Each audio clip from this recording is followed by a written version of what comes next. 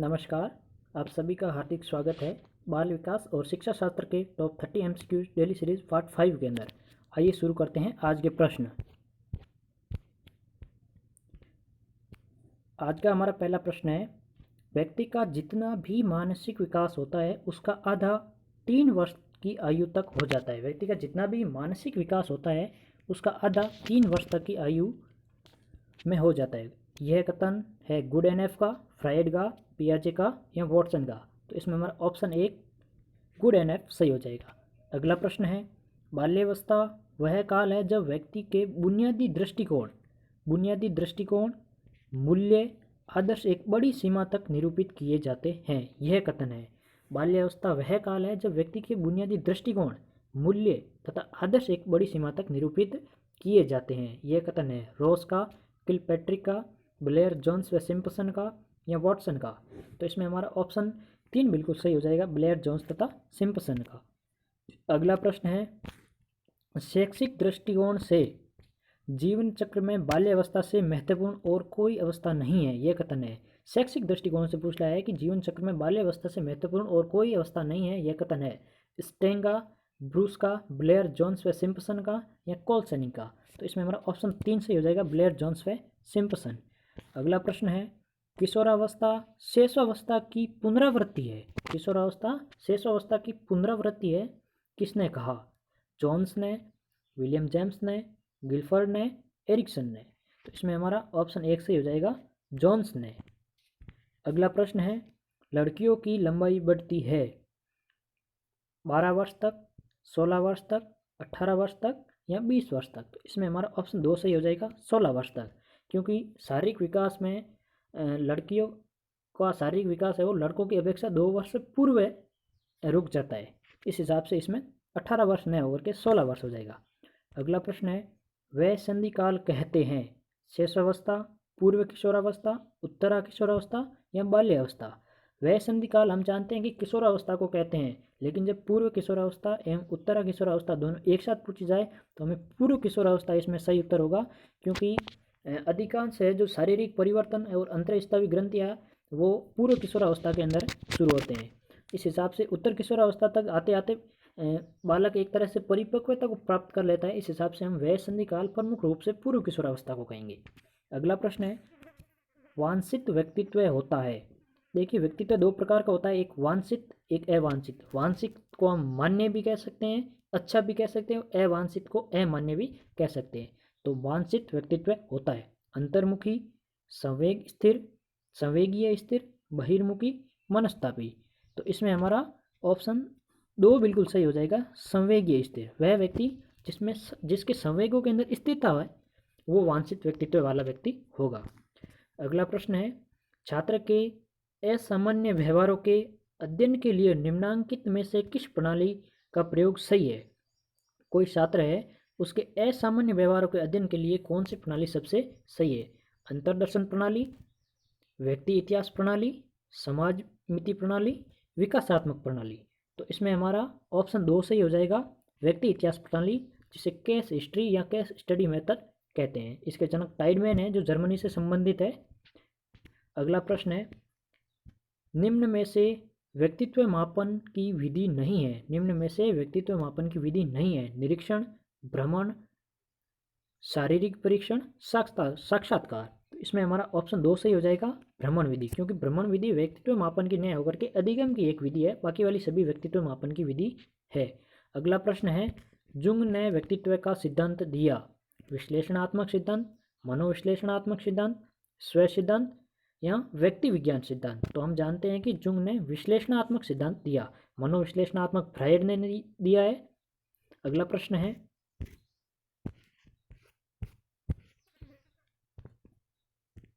प्रासंगिक अंतर्बोध परीक्षण का निर्माण कब हुआ? प्रासंगिक अंतर्बोध, जिसे TAT टेस्ट कहते हैं, यह व्यक्तित्व मापन का एक टेस्ट है जिसे थमेटिक एप्रिसिएशन टेस्ट भी कहते हैं। तो इसका निर्माण हुआ 1975 में, 1935 में, 1945 में, 1965 में। तो इसमें हमारा ऑप्शन 2 सही हो जाएगा, 1935 के अंदर प्रासंगिक अंतर्बोध परीक्षण का निर्माण मार्गन तथा मुर्रे के द्वारा किया गया। अगला प्रश्न है, स्कूल के गेट के पास से अपने छात्रों को घटिया भोजन सामग्री खरीदने से रोकने के लिए आप क्या करेंगे? स्कूल के गेट के पास से ही अपने छात्रों को घटिया भोजन सामग्री खरीदने से रोकने के लिए आप क्या करेंगे? विक्रेताओं को स्कूल के गेट के पास से हटाएंगे, छात्रों को बाहर जाने के लिए कहेंगे, प्रिंसिपल को सूचित करेंगे, छात्रों की सभा में घोषणा करेंगे कि उन्हें ऐसा भोजन खरीदने से बचना चाहिए। तो इसमें हमारा ऑप्शन 4 से हो जाएगा।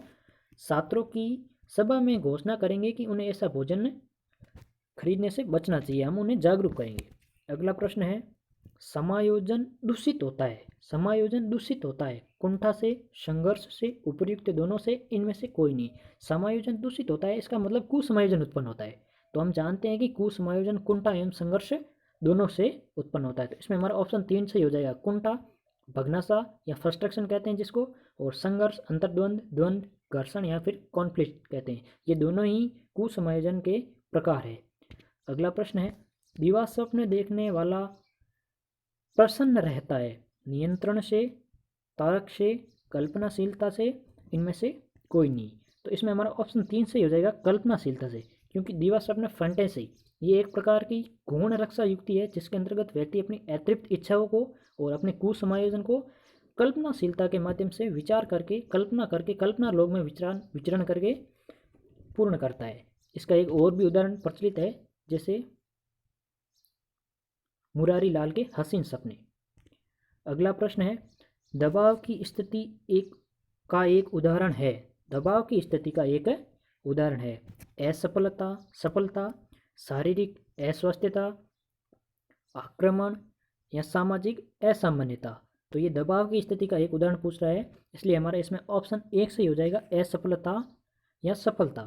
क्योंकि दबाव हम जानते हैं दो प्रकार का होता है, एक जैविक दबाव, एक मनोवैज्ञानिक दबाव, और ये मनोवैज्ञानिक दबाव के अंतर्गत आएगा। अगला प्रश्न है, किशोरों में द्वंद्व उभरने का प्रमुख कारण है। किशोरों के अंदर जो द्वंद्व होता है जिसे हम अंतर्द्वंद, द्वंद्व, घर्षण या कॉन्फ्लिक्ट कहते हैं, उभरने का प्रमुख कारण है अवसरों की प्रतिकूलता, पीढ़ियों का अंतर, निराशा या समायोजन का अभाव। तो इसमें ऑप्शन 1 हो जाएगा, अवसरों की प्रतिकूलता। पीढ़ियों का अंतर अलग है, निराशा जब किशोरों के अपने लक्ष्य, अपनी मंजिल और अपने विचार जब पूर्ण नहीं होते हैं तो निराशा उत्पन्न होती है, तथा समायोजन का अभाव, जब निराशा उत्पन्न होगी, किशोर निराश होंगे, तभी कुसमायोजन प्रकट होगा, अर्थात समायोजन का अभाव। तो इस हिसाब से द्वंद्व उभरने का प्रमुख कारण है अवसरों की प्रतिकूलता। अगला प्रश्न है, एक स्कूल से भागने वाले बालक के अध्ययन की सर्वाधिक उपयोगी विधि है। एक स्कूल से भागने वाले बालक के अध्ययन की सर्वाधिक उपयोगी विधि है सर्वेक्षण विधि, प्रश्नावली विधि, केस स्टडी विधि, प्रयोगात्मक विधि। इसमें हमारा ऑप्शन 3 सही हो जाएगा, केस स्टडी। ऊपर भी हमने पढ़ा है केस स्टडी, जिसे केस हिस्ट्री भी कहते हैं, व्यक्ति इतिहास विधि। इसके जनक टाइडमैन है, और टाइडमैन ने 3 वर्ष तक के बच्चों के लिए बेबी बायोग्राफी भी लिखी है, और इस विधि के अंतर्गत जो छात्र है, समस्या है, उसके बारे में विस्तृत जानकारी है प्राप्त की जाती है, और फिर उसका कोई निष्कर्ष निकाला जाता है। अगला प्रश्न है, परीक्षा में असफल होने वाला विद्यार्थी शिक्षक के पक्षपात की शिकायत कर सकता है।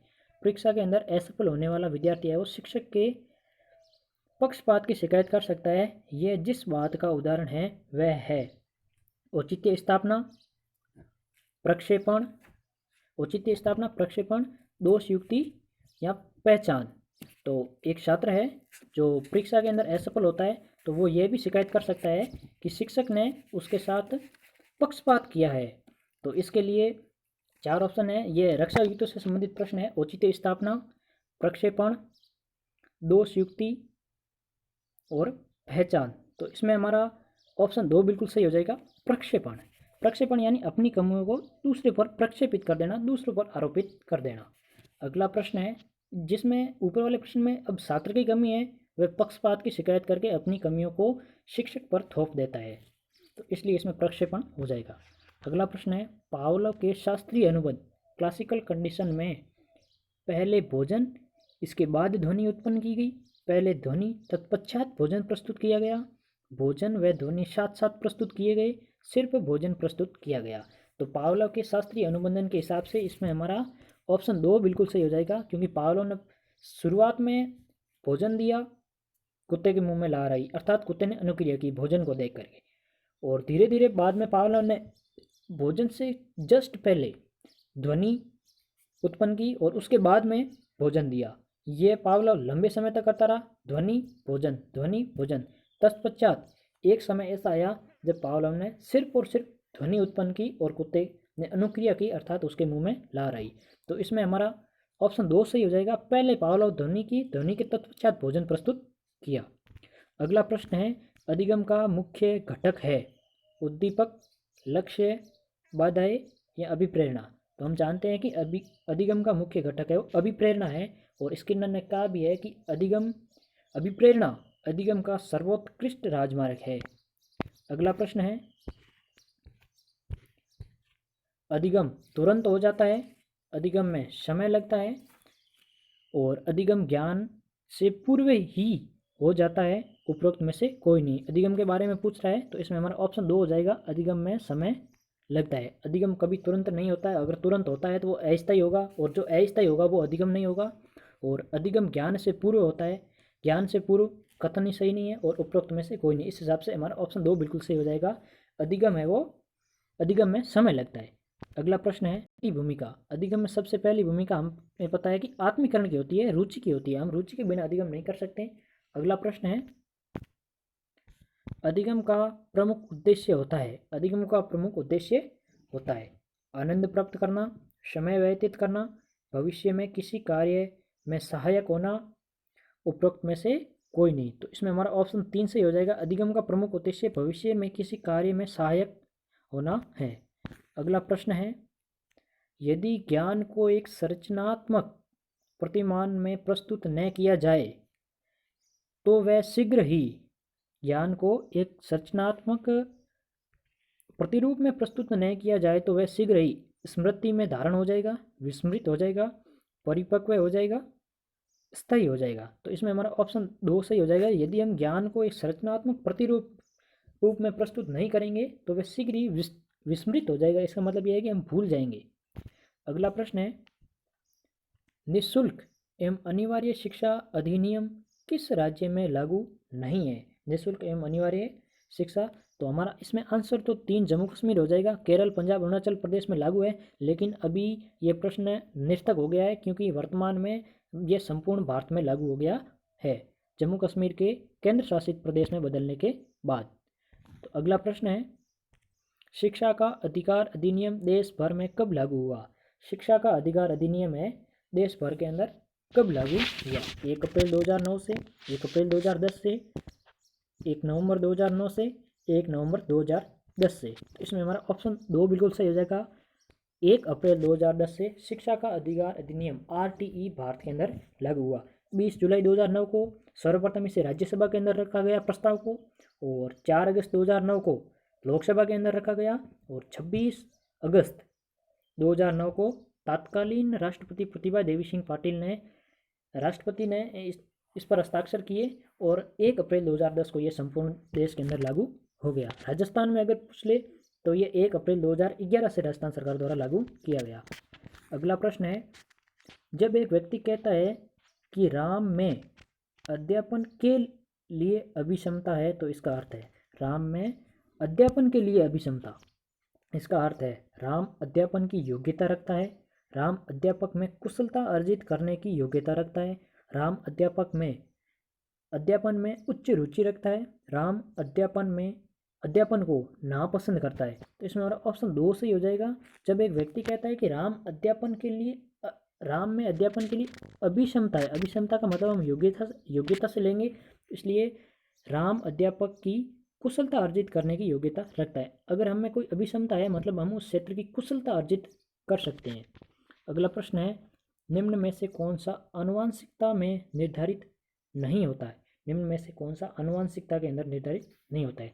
अभिक्षमता, बुद्धि, व्यक्तित्व और अभिवृत्ति। तो इसमें हमारा ऑप्शन 2 सही हो जाएगा, अभिवृत्ति, क्योंकि अभिक्षमता का अर्थ योग्यता से ले सकते हैं जो कहीं न कहीं आनुवंशिकता से प्रभावित होती है। बुद्धि भी हम जानते हैं आनुवंशिकता से प्रभावित होती है, व्यक्तित्व भी आनुवंशिकता से प्रभावित होता है, और अभिवृत्ति का मतलब हम एप्टीट्यूड, दृष्टिकोण जो हम वातावरण में विकसित करते हैं। किसी भी वस्तु के प्रति हमारा जो दृष्टिकोण है वो हम स्वयं विकसित करते हैं, आनुवंशिकता से उसका कोई संबंध नहीं है।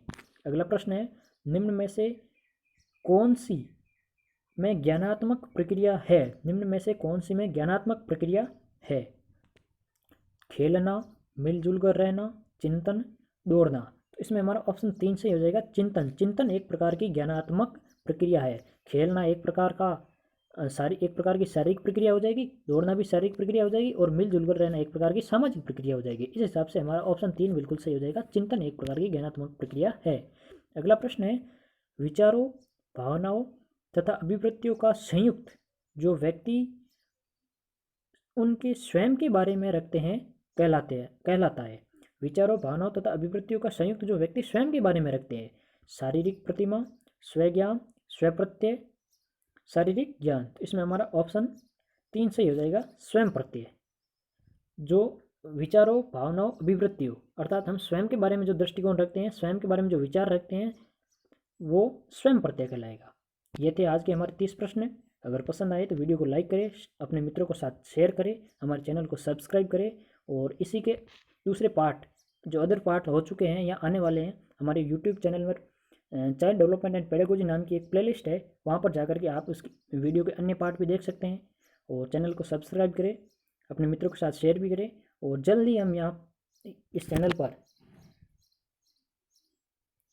एनवायरमेंटल एजुकेशन, एनवायरमेंटल स्टडीज़ के वीडियो भी शुरू करने वाले हैं। Thank you.